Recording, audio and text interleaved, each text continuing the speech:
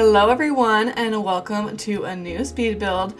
I cannot believe I am saying this. It has been so ridiculously long since I have posted the last speed build, which is really insane. I think it's been about like 6-7 months, which is the longest I've ever gone without posting a new build or anything ever since I started my channel. So it's been hard. It has been hard, I will say it. There's a lot of things to talk about, a lot of things that happened in Bloxburg and my life. I probably won't keep this voiceover too long just because it is getting very late at night and I have to go to work tomorrow. So I just had to get this out and I just had to finish editing this and finish building this.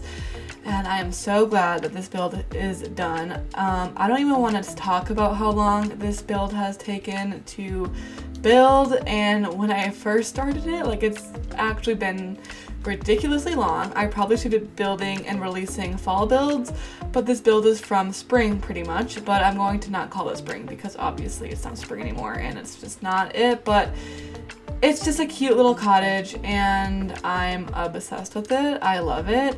The reason that this build took me forever is just because I built this originally, and like any of my builds, I hated it. I did not like it, but I was going through like one of the worst building slumps in my life, which I feel like I say this all the time. It's like a broken record, but I just was not liking anything I was building and I just didn't know what to build. I was so confused. I was like so lost. I was like, maybe I need to quit. Maybe I just don't love Bloxburg as much as I used to, and I was just a little lost in like what I wanted to do. But then I looked at this build and I was like, actually, this build I like. It's just kind of small, which I feel like a lot of my builds lately have been kind of small, and that is mainly just due to, I don't know, it's just like easier, it's more manageable.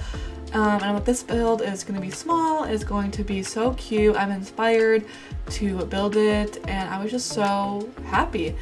And obviously with a lot of small houses, especially realistic houses, they actually become a lot bigger than you think just because you just want to make it the best house ever. You want to, like, you make it small on purpose to add all the details, but then you go a little too crazy, which I do a lot. So this build ended up taking a lot longer, and on top of that, I actually just became a lot more busy. I got a job, I work 40 hours a week, and it's just been a lot harder to manage with everything. And on top of that, which is so long ago now, but I was also managing work 40 hours a week and also school. So between all of those, it has been so impossible to have the time and energy to sit down and build. But this summer, since I didn't have school, obviously, I sat down and I kind of finished this up, but it still took me a lot longer than typical to finish this just because I was working and I normally don't. I mean, it's not, normally I do work now. It's become normalized. It took me a long time to get adjusted to working and balancing this, but I feel like I'm getting a lot better because I just come home from work and I sit down and I work on this. So it's been a lot slower than I typically would work on projects, and it obviously did not help that I had this huge build slump and I did not build for months. And on top of my personal issues with Bloxburg had a lot of, I don't know how you word it, but there's been a lot of like people canceling Bloxburg, and yeah, it was kind of a crazy time to be a Bloxburg fan. I really tried hard to justify the developers' actions, and I guess, and just being in Bloxburg, like, I don't know, I was just always like on Bloxburg sides, I guess, with everything they did, but like decreasing the pay was something I cannot get behind. I know their reasoning and their logic to it, but I just can't get behind it. I'm sorry. It's just, why can't they just do the same thing that they were doing, like make it all equal pay, but just keep that price that we already had? I just don't get why we had to have a decrease. But the good news is that Bloxburg is updating and they're adding new things and they're reverting that update, so we will be getting our payback. So I am so so thankful for them and listening to us finally after months of us like protesting and being like, please. They finally did listen to us, and I'm so happy. And so that is coming out tomorrow, but I am recording this. Yeah, it's coming out tomorrow, but by the time this video is up, it will be out. And I'm hoping it revives Bloxburg a little bit, because Bloxburg has been, it's been dwindling a little bit ever since the pay decrease and some like weirder updates that no one has been wanting. We are finally getting what we want. And I'm hoping that they kind of listen to us more and just like choose better updates and things that we actually want rather than smaller updates and pay decreases, because wow, like that was a little crazy. I have not been invested in the Bloxburg lore as much since I've been away from everything, but I did watch some like Bloxburg, like downfall of Bloxburg videos, and I'm not gonna lie, they made me kind of sad just because it's kind of sad to see how the game took a turn, and how a lot of people were not liking it, which is totally valid. I feel like in that time with the devs updates, I feel like that's totally valid, but it was kind of sad to see that people actually were not loving Bloxburg as much, which I honestly I agree. I was not really into Bloxburg as much, but it's also kind of hard to say just because I was just so busy in my personal life and I didn't really have time to even like think about Bloxburg. But it also did not help the fact that they were doing some questionable updates this whole time. So yeah, that's a little bit about where I've been and everything. Not super exciting, I know. It's kind of the stereotypical, I've just been busy. But it's just been kind of hard to navigate. I've never really worked like I do now before, which has been fun to get like the experience. I've just never worked like that, and so it was a really big learning process for me to kind of figure out how to balance my social life, my work life, school life, everything life. Like, it's just so hard, and I feel like I'm finally getting there. I feel like I am. So I've just been incorporating little habits into my life every day, and it's honestly been working, which I feel like anyone would kind of say that because it's what they always say. It's like you gotta start small, and it's finally working, and I've just spent a lot of time incorporating small habits, and I finally built up to a point where I can kind of balance all of my things, and I'm really excited for that. I am gonna knock on wood though and hope that I don't like screw anything else up too much. But right now, my life is pretty balanced, and I'm excited to be more active. I know I always say that, and I don't want to promise anything, but I do want to take it more slow and post when I want to post. Obviously, I would love to have a more realistic timeline on things and like builds and be like, I'm gonna upload every week. But I just don't want to be super hard on myself yet with posting on YouTube. But I am easing into it, and I think this speed build will give me an edge. I just have so many like build ideas I want to do, and it's just so hard because builds either they just don't look how I want them to, and it frustrates me, and then I give up, which is bad, I know. Or I just don't have the time to sit down and, you know, invest all my time and energy into Bloxburg. So it's hard, but I'm excited for the fall updates. I am so excited for the fall updates, and I'm thinking about what I want to do for fall builds, which I feel like I should have done a long time ago, but I just wasn't in the mindset, I wasn't in the mood to do that, and I feel like finally finishing this cottage, I can really get invested and excited into fall builds, which I feel like I love. I love putting on like fall music and just doing fall builds, and it's just like super cozy, and the air is cold, and I can just wear blankets, and it's so cozy. I'm just so excited for fall and the fall updates. They always cook. It always revives the Bloxburg community a bit, regardless of what's going on. So I'm hoping that we get a revival, and I'm hoping to stay on top of my builds and stuff going forward. Yeah. But again, I don't want to promise too much. I'm just going to take it very slow and steady, and I will just get things done when they get done. But on top of doing more speed builds, because I think I just always love speed builds because they'll just always hold a special place in my heart. For one, just because I love design, I love the whole process and everything, but also I want to do more commentary videos, which I've been talking about a while, but I just haven't done. And I actually do have one video for commentary that I have pretty much done. I just have to upload it, but I feel like it's not like the greatest commentary video of all time. It's kind of like, it's like I put in a lot of effort, but it's not as like, it's not an amazing idea, I feel like. So it's kind of, I don't want to say a throwaway video, but it kind of is, where it's a video that I really like, I put in my time and effort, but it's not like the most amazing video ever. And also it's kind of scary because commentary videos are something that I've been wanting to do for a while, but it's completely new. It's, you know, it's the same category obviously of like Bloxburg building, but it's definitely a little bit of a different demographic and style of video. So I'm a little scared on how, you know, it will perform and how people will like it. So that's another reason why I haven't posted any commentary videos, because I do actually have the time to like film commentary videos. They aren't as time consuming and they're a lot more fun, and they're just a lot more fun. But I wanted my first commentary video to kind of be sandwiched in between a couple speed builds, just so I could have, you know, speed builds always do pretty good for me, and then I could always just have, you know, the commentary would just be something new, something to post, you know, keep my videos going.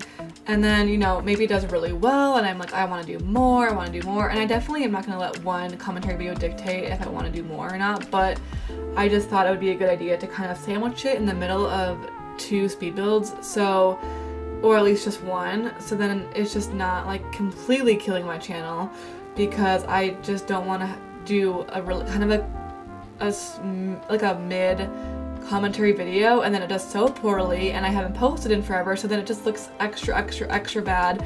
I don't want to do that, so I do have a commentary video like ready to go. It's literally like ready to post and everything. I just, you know, have to post it. And then I'm excited to have like content kind of planned out for the next month or two. And then, yeah, I don't know, more speed builds, more commentary. I haven't planned out too much, but I know I want to do like more like a fall build, and I want to do that relatively early before, you know, fall really hits, and I want to do it before the update comes out, because that's obviously like the best time to post those fall builds, or any seasonal builds for that matter. That's just like the best time. Yeah. Another thing I want to talk about in this voiceover, which to me is very crazy, is because Bloxburg became free from the time that I posted my last speed build to now, which is absolutely crazy because I never really thought Bloxburg would be free. I mean, I know at some point they did announce that they were going to be going free at some point, but it's just shocking. I actually didn't think it was going to be as soon as I thought it was going to be. And I also was one of those people who was very excited that Bloxburg was going to be free, just because I feel like it would really revive the game and bring new players who haven't really had the chance to experience or play Bloxburg. But obviously we kind of know how Bloxburg becoming free went, and I still don't think it's doomed and that, you know, everything like Bloxburg going free was its downfall. I just think that Bloxburg going free, it was really fun at first because we got a lot of new players. The player count was insane for the first couple days, and then after that it dwindled and we kept getting like weird updates, and updates that, you know, like the newbies didn't care about. The people who paid for the game were like, yeah, this is not like as fun, it's not as exciting, and it kind of just, you know, slowly dwindled until we are now. And we also got like really, you know, like the very annoying updates like the pay decrease and fainting and towing, and like all those new players, they joined and there just wasn't really anything that interesting about the game, like not like they thought, so it kind of was sad. But I don't think it's completely over for free players, and I don't think being free killed Bloxburg. I just think it's the whole like timeline of when they went free, because I didn't think that they were gonna go free so soon. I thought they were gonna wait a little bit longer. I know that they announced that they were gonna be going free at some point, but I did not think that at some point was this year. I thought it would be a little bit longer before it would be going free, and I feel like they should have developed a little bit more before it went free, just because, you know, players joined, they were so excited, and then they realized that maybe, you know, Bloxburg isn't all that, and I don't know, it's just not as interesting as people thought it was, and it just did not keep the players alive, I guess, as you would say. But we also just got announced, not only are they like removing the kind of bad updates that no one liked and everyone was petitioning against, which is like the towing and the decrease in pay, which is awful. No one likes any of those updates. They are adding a voice chat into Bloxburg and like public neighborhoods. So basically you can just join neighborhoods that are public and you don't have to like use a code or anything, which I am not 100% sure how that works yet. But I think that will kind of help the game because it kind of will separate, maybe, I'm hoping, some of the builders from the role players, because I know a lot of people are complaining that they want to role play but they keep joining Bloxburg, and Bloxburg is just always filled with builders, which I am that person that just builds. But I just think having, like, if neighborhoods are like designated for like role playing, it would keep the game really fun, really alive. So I'm excited for that. And they also are adding voice chat, which I also think will really help keep the game alive, because voice chat really adds like the role play element. And if it's free to play now, I feel like it's gonna be a little crazy, I'm not gonna lie, but I just think the voice chat will kind of keep the game alive. It'll keep the game lively, it'll keep it fresh, and I just think it will be super like fun to hear people chat and talk and roleplay again, because that's what Bloxburg has been missing. And honestly, I've been thinking about doing like roleplays, like the cute little like YouTube roleplays, but I don't know, there's also a lot of work. Like, you just, kudos to everyone who does YouTube role plays, but they are so much work just because you have to like have actors and like voice actors, and you have to get people out of the game at the same time, and you have to film things, and it's kind of a mess. You kind of have to like know everybody, like either like their family members in your real life or friends, or like, I mean, I know people who actually do it like with people on like Discord, but it's a lot of planning and a lot of stuff. So it would be kind of fun though, just, you know, just for the heck of it, just be so fun to just do like a little role play, but it does take a lot of work. So I'm not really into it as much as I used to. I really wanted to like kind of tap into the role play, and maybe I will someday, but I just have a little too much going on. Also, now that I'm kind of building, I thought I'd talk about the build a little bit. I keep forgetting. I keep just getting sidetracked about my life that I keep forgetting to talk about like the build itself, which is very important. But as you can see, I just added those stone decals, which I'm actually very proud of. I like made them myself, and I put them in Procreate, and I like shaded them and like colored them, and they're kind of not amazing, but I want to make a couple more that are really cool that you can kind of like, you know, use in your build and stuff. And I uploaded them on another account so people can't find them immediately, because I was gatekeeping them, not gonna lie. I really like them, and I think it looks so good with the brick, you know, kind of like the 3D effect that you get. So I'm really excited for those, and I'm excited to see people use those decals in their builds, and you know, just because I think they're really cool, and they add a very realistic touch, but they're very easy, and they don't take as much plot data because you're not adding brick. Although I was adding like custom bricks, but it's not as, you know, it's not as plot data heavy, and that's what I love about it. So those decals are now in my Roblox inventory.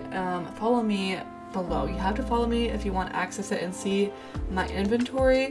That's always in the description box, as well as all of my decals. They're always all in the description box, but if I miss any, you can just click the link and follow my Roblox account, and you will see all of them and all my previous ones.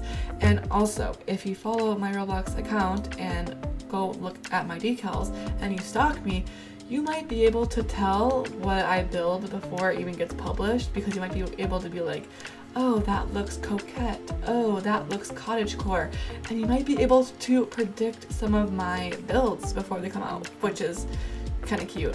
Someone told me that they're like, oh, I knew you were building Victorian house before it came out because I could tell by the decals, and it's just so cute. I just love that people can like guess what I'm building. And I mean, it's not rocket science. A lot of the things that I built, it's not rocket science. But I just think it's really fun to like do that. So yeah, if you ever see me uploading a ton of decals, feel free to guess in my comments or DMs and what I'm building. And I love that. I think that's so fun to do. And maybe I'll make it like a little prize if you can guess what I'm building next. I don't know.